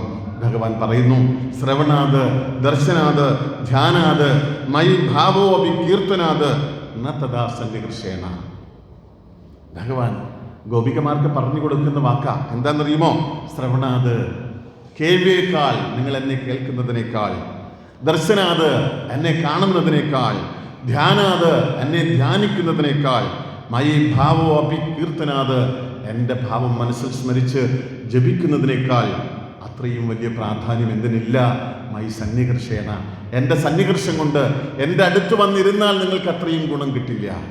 അതിനേക്കാൾ ഗുണം കിട്ടും നിങ്ങൾ എന്നെ കീർത്തിച്ചാൽ, എന്നെ ശ്രവണാത്, എന്നെ കേട്ടാൽ, എന്നെ കണ്ടാൽ, എന്നെ ധ്യാനിച്ചാൽ, എൻ്റെ ഭജൻ ചൊല്ലിയാൽ. അങ്ങനെയല്ലേ നവതാ ഭക്തിയെ പറ്റി പറയുന്നത്? ശ്രവണം, കീർത്തനം, സ്മരണം, അർച്ചനം, വന്ദനം, ദാസ്യം, സഖ്യം, ആത്മനിവേദനം. അങ്ങനെ പറയുന്നത് പോലെ നിങ്ങൾ ഇവിടെ വന്നിരിക്കണമെന്നില്ല, നിങ്ങൾ തിരിച്ചു പൊയ്ക്കൊള്ളൂ എന്ന് പറയുന്ന അവസരത്തിൽ ഗോപികമാർ വല്ലാണ്ട് കരഞ്ഞു. അവർ പറഞ്ഞു, പ്രഭു അങ്ങ് പറഞ്ഞതൊക്കെ ശരിയാണ്, ഞങ്ങളെല്ലാം ഉപേക്ഷിച്ച് വന്നവരാണ്, അങ്ങിൽ മാത്രം ഹൃദയശുദ്ധിയുള്ളവരായിട്ട്, അങ്ങിൽ മാത്രം ഞങ്ങൾക്ക് ധ്യാനിക്കാൻ അറിയില്ല, ഞങ്ങൾക്ക് ഒന്നും അറിയില്ല. ആകെ അറിയാവുന്നത് എന്ത് മാത്രമാ? പാട്ട് പാടാൻ മാത്രമേ അറിയൂ. നാരായണ നാമം പാടുവാനല്ലെങ്കിൽ നാവെനിക്കെന്തിനു കണ്ണാ. പാട്ട് പാടാൻ മാത്രമേ അറിയൂ പ്രഭു, ഞങ്ങൾക്ക് ഒരൊന്നും ഞങ്ങൾക്ക് അറിയില്ല. അങ്ങനെയാണ് ഭാഗവതത്തിൽ അനവധി ഗീതങ്ങളുണ്ട്. അതിലൊന്നാണ് പ്രണയഗീതം. അന്നേരമാണ് അവർ പ്രണയഗീതം ചൊല്ലുന്നത്. പ്രണയഗീതമുണ്ട്, ഭ്രമരഗീതം ഉണ്ട്, യുഗളഗീതമുണ്ട്, അങ്ങനെ ഒരുപാട് ഗീതങ്ങളുണ്ട്. പോട്ടെ. എന്നിട്ട് അവർ വീണ്ടും പറയുന്നു, ഏ കണ്ണ, സന്ധ്യജ്യ സർവവിഷയാൻ സ്തവപാദമൂലം. സന്ധ്യജ്യ ഉപേക്ഷിച്ചു, സർവവിഷയാൻ എല്ലാ സുഖങ്ങളെയും ഞങ്ങൾ ഉപേക്ഷിച്ചു, തവപാദമൂലം നിന്റെ പാദത്തിലേക്ക് എത്തിച്ചേരാൻ വേണ്ടി ഞങ്ങൾ എല്ലാം ഉപേക്ഷിച്ചിട്ടാണ് എൻ്റെ കണ്ണ ഞങ്ങൾ നിന്റെ അടുത്തേക്ക് വന്നിരിക്കുന്നത്. ഉപേക്ഷിക്കരുതേ. അങ്ങ് ധർമ്മഭാഷണം നടത്തില്ലോ. അങ്ങ് പറഞ്ഞു വീട്ടിൽ ഭർത്താവുണ്ട്, അച്ഛനുണ്ട്, അമ്മയുണ്ട്, അതൊക്കെ എന്താണ്? ധർമ്മമാണ് എന്ന് അങ്ങ് പറയുകയുണ്ടായി. ശരിയാണ്, ധർമാനുഷ്ഠാനത്തിലൂടെ എവിടെ എത്തിച്ചേരണം? അങ്ങയിൽ എത്തിച്ചേരണം. ഗോപികമാരുടെ ചില തർക്കങ്ങളുണ്ട്. ഗോപികമാർ പറയുന്നു, തീർച്ചയായും നിങ്ങൾ ഇവിടുന്ന് ഗുരുവായൂർ അമ്പലത്തിലേക്ക് പോകാൻ ഒരു വണ്ടി എടുത്ത് പോകുന്ന അവസരത്തിൽ നിങ്ങൾ ഗുരുവായൂർ അമ്പലത്തിൻ്റെ പുറത്തുള്ള ആ പാർക്കിംഗ് ഗ്രൗണ്ടിൽ വണ്ടി പാർക്ക് ചെയ്തതിന് ശേഷം നിങ്ങൾ അമ്പലത്തിനകത്തേക്ക് കയറി പോകുന്നു. അമ്പലത്തിനകത്തേക്ക് വണ്ടി കൊണ്ട് പോകാൻ ഒക്കില്ല, അവിടം വരെയുള്ളൂ. എവിടെയാണോ ധർമ്മവും കർമ്മവും പൂർത്തിയാക്കുന്നത് അവിടെ അത് ഉപേക്ഷിക്കേണ്ടതുണ്ട്. ചിന്മയാനന്ദ സ്വാമിജി പോൾവാട്ടിനെ പറ്റി പറയാറുണ്ട്. പോൾവാട്ട് എന്താണെന്ന് അമ്മമാർക്ക് അറിയാമോ? ഒരു വലിയ മുളങ്കമ്പ് കൊണ്ട് വന്ന് കുത്തി അന്തരീക്ഷത്തിലേക്ക് ഉയർന്ന് ഈ വടി വിട്ടതിന് ശേഷം അതിൽ കൂടി അങ്ങപ്പുറത്തേക്ക് ചാടുന്നതിനെയാണ് പോൾവാട്ട് എന്ന് പറയുക. ആ കുത്തിപ്പൊങ്ങുന്ന കമ്പിൻ്റെ പേരാണ് പോൾവാട്ട്. ഇവിടെ എന്താ സംഭവിക്കുക? ഈ വരുന്ന മനുഷ്യൻ, ഓടി വരുന്നവൻ, പോൾവാട്ടിന് വേണ്ടി വരുന്ന ഒരാൾ ഈ കമ്പ് കുത്തി ഉയർന്ന് ആ കമ്പ് ഉപേക്ഷിച്ചെങ്കിൽ മാത്രമേ അങ്ങപ്പുറത്തേക്ക് പോകാൻ സാധിക്കുകയുള്ളൂ. ആ കമ്പും കൊണ്ട് അങ്ങപ്പുറത്തേക്ക് ചാടാൻ സാധിക്കില്ല. അതുകൊണ്ട് ജഗത്പതിയായിട്ട് നീ എത്തിക്കഴിഞ്ഞപ്പോൾ ഞങ്ങൾ എല്ലാം ഉപേക്ഷിക്കുകയാണ്. ഭഗവാൻ ഗീതയിൽ പറഞ്ഞു, സർവധർമാൻ പരിത്യജ്യ മാമേകം ശരണം വ്രജ അഹം ത്വയാ സർവപാപേഭ്യോ മോക്ഷയിഷ്യാമി മാ ശുച എന്ന് ഭഗവാൻ ഗീതയിൽ പറഞ്ഞു. ഒട്ടും വിഷമിക്കണ്ട എന്നൊക്കെ പറഞ്ഞു. ഒടുവിൽ എന്തോന്ന് ചെയ്യുന്നു? അവർ ഭഗവാനോടൊപ്പം നൃത്തമാടുകയാണ്. ഭക്തി 3 തരത്തിലുണ്ട്. ഒന്ന് മമൈവാസവ്, എൻ്റെ കൃഷ്ണൻ. അവിടെ എൻ്റെ എന്ന് പറഞ്ഞൊരു ഭാവമുണ്ട്. മമൈവാസവ്, എൻ്റെ കൃഷ്ണൻ. രണ്ടാമത്തെ ഭാവം ദാസോഹം, ഞാൻ അദ്ദേഹത്തിൻ്റെ ദാസനാണ്. മൂന്നാമത്തെ ഭാവമാണ് സോഹം, ഞാനും അവനും ഒന്നാണ്. പ്രിയപ്പെട്ടവരെ, ഭാഗവതത്തിലെ രാസം എന്ന് പറയുന്നതിൽ കൂടി നിങ്ങൾ ചിന്തിക്കുക. ഒന്നാമത്തെ ഭാവമല്ല, രണ്ടാമത്തെ ഭാവമല്ല, സോഹം, അവനും ഞാനും ഒന്നാണ് എന്ന് പറയുന്ന ഭാവത്തിലേക്ക് എത്തുമ്പോഴാണ് ഭാഗവതത്തിലെ രാസം ആരംഭിക്കുന്നത്. ഭഗവാൻ ഒടുവിൽ എന്തോന്ന് ചെയ്യുന്നു? ഗോപി ആത്മരാമേഭ്യ ലീരവത് എന്ന് ഭാഗവതം പറയുന്നു. ആത്മാരാമ എപ്പോഴും ആനന്ദം മാത്രം കൈമുതലായിട്ടുള്ളത്. എപ്പോഴും ആനന്ദം മാത്രം കൈമുതലായിട്ടുള്ള സാക്ഷാൽ ഭഗവാന് ആനന്ദത്തിന് വേണ്ടി ഈ ഗോപികമാരുടെ കൂടെ നൃത്തം കളിക്കണോ? വേണോ? വേണ്ട. ഒരു ഉദാഹരണം പറയാറുണ്ട്. 85 വയസ്സുള്ള ഒരു അപ്പൂപ്പൻ, അല്ലെങ്കിൽ 90 വയസ്സുള്ള, അല്ലെങ്കിൽ 75 വയസ്സുള്ള അപ്പൂപ്പൻ, അല്ലെ അമ്മൂമ്മ. ഈ അമ്മൂമ്മ എന്തോ ചെയ്യുന്നു? 4 വയസ്സുള്ള കുട്ടിയുമായിട്ട് മുറിയിലിരുന്ന് പന്തുരുട്ടി കളിക്കുന്നു. അമ്മൂമ്മയ്ക്ക് സന്തോഷത്തിന് വേണ്ടിയിട്ടാണോ? അല്ല, കുഞ്ഞിന് സന്തോഷത്തിന് വേണ്ടിയിട്ടാണ്. 85 90 വയസ്സുള്ള 2 അപ്പൂപ്പന്മാരെ നമ്മൾ ഒരിടത്തിരുത്തി അവരെന്തോ ചെയ്യും? അങ്ങോട്ടും ഇങ്ങോട്ടും പന്തുരുട്ടി കളിക്കില്ല. ഇവിടെ അന്നേരം എന്തെന്നാ? ആ കുഞ്ഞിൻ്റെ സന്തോഷത്തിന് വേണ്ടി ചെയ്യുന്നത് പോലെ സാക്ഷാൽ ഭഗവാൻ എന്തോന്ന് ചെയ്യുന്നു? സാക്ഷാൽ ഭഗവാൻ യോഗമായ ആശ്രിത്യ അവരോടൊപ്പം ലഭിക്കുവാനും അവരോടൊപ്പം നൃത്തം ചെയ്യുവാനും തുടങ്ങി. അങ്ങനെ നൃത്തം ചെയ്ത് പോയിക്കൊണ്ടിരിക്കുന്നതിൻ്റെ ഇടയിലാണ് അവർക്ക് സൗഭഗമതമുണ്ടായി. സൗഭഗമതം എന്ന് വെച്ചാൽ വാക്കിൻ്റെ അർത്ഥം വേറെ ഒന്നുമല്ല. നമുക്ക് കുറേയൊക്കെ കഴിയുന്ന അവസരത്തിൽ നമുക്ക് തന്നെ തോന്നും, ഞാൻ വലിയ രാജൻ മാഷ് വലിയ ആളാണ്, ഹയർ സെക്കൻഡറിയിൽ 24 വർഷം ജോലി ചെയ്തു, വലിയ പ്രഭാഷകനാണ്, 25. ഈ അഹങ്കാരം ആർക്കും ഉണ്ടാവാൻ പാടില്ല.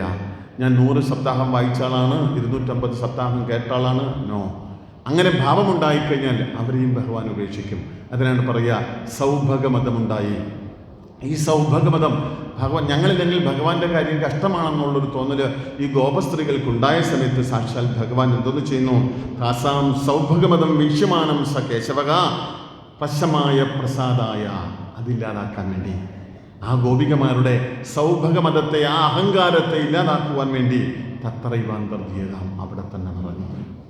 ഭഗവാൻ അവിടെ മറഞ്ഞു കഴിഞ്ഞപ്പോൾ അവരെന്തോന്ന് ചെയ്തു? അങ്ങോട്ടും ഇങ്ങോട്ടും കരയാൻ തുടങ്ങി. ഇതുവരെ ഭഗവാൻ കൂടെ ഉണ്ടായിരുന്നു, ഇപ്പം ഭഗവാൻ മറഞ്ഞു കഴിഞ്ഞപ്പോൾ അങ്ങോട്ടും ഇങ്ങോട്ടും കരയാൻ തുടങ്ങി. കണ്ടവരോടെല്ലാം ചോദിച്ചു, അശ്വത്ഥമേ, അരയാലേ, നിങ്ങൾ ഞങ്ങളുടെ ഭഗവാനെ കണ്ടോ? പ്ലക്ഷമേ, നിങ്ങൾ കണ്ടോ?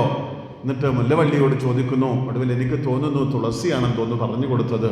അങ്ങനെ തുളസി ചെടിയോട് ചോദിച്ചപ്പോൾ തുളസി പറഞ്ഞു, ഇതാ ഇതുവഴി പോയിട്ടുണ്ടെന്ന്. അങ്ങനെ അവരതുവഴി ഇങ്ങനെ പോകുന്ന അവസരത്തിൽ ഇവിടെ ഭഗവാന്റെ കാലിൻ്റെ മടമ്പ് താഴ്ന്നിരിക്കുന്നു. എന്തോ ഒരു ഭാരം ഭഗവാൻ എടുത്തിട്ടുള്ളത് പോലെ തോന്നുന്നു.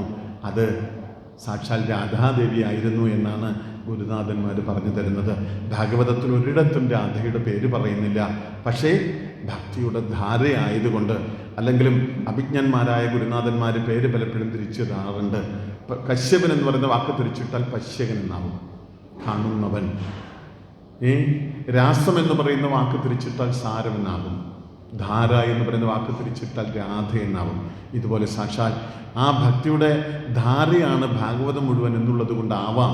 തന്നെയല്ല, ഒരിക്കലും ഒരു കാലഘട്ടത്തിൽ ഒരിക്കലും ബഹുമാനപ്പെട്ടവരുടെ ആ പേരുകൾ ഒരിക്കലും എന്തോന്ന് ചെയ്തിരുന്നില്ല, പറഞ്ഞിരുന്നില്ല. അങ്ങനെ ഭഗവാൻ എന്തോന്ന് ചെയ്യുന്നു? ആ രാധയും കൊണ്ടുപോയി. പക്ഷേ രാധ എന്ത് ചെയ്തു? രാധ ഭഗവാനോട് പറഞ്ഞു, ഞങ്ങളെല്ലാവരും കൂടിയല്ലേ ഭഗവാനെ വന്നത്, അവരുടെ കാര്യം കൂടി നോക്കണമെന്ന് പറഞ്ഞപ്പോൾ രാധ അവിടെ എടുത്തിട്ട് ഭഗവാൻ പറഞ്ഞു.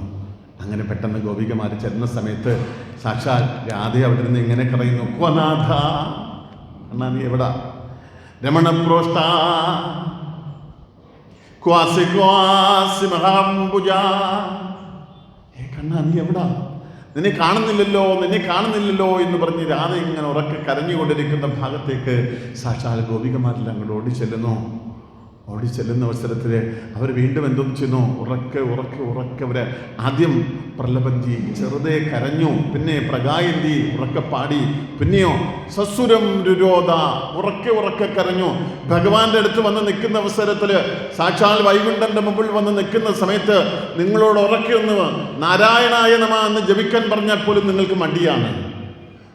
ഈ വൈകുണ്ഠനാഥന്റെ മുമ്പിൽ വന്ന് നിൽക്കുമ്പോൾ, ഇവിടുത്തെ ഭഗവാന്റെ മുമ്പിൽ നിൽക്കുമ്പോൾ, അകത്ത് മണിയൊച്ച കേൾക്കുമ്പോൾ, സാക്ഷാൽ തിരുമേനി ശ്രീലകം തുറന്ന് അകത്ത് ഭഗവാൻ ഇങ്ങനെ സർവാഭരണ വിഭൂഷിതനായിരിക്കുന്ന അവസരത്തിൽ നാരായണ നാമം ചൊല്ലു എന്ന് പറയുന്ന അവസരത്തിൽ പോലും നിങ്ങൾക്ക് നാരായണ നാമം ചൊല്ലാൻ മടിയാണ്.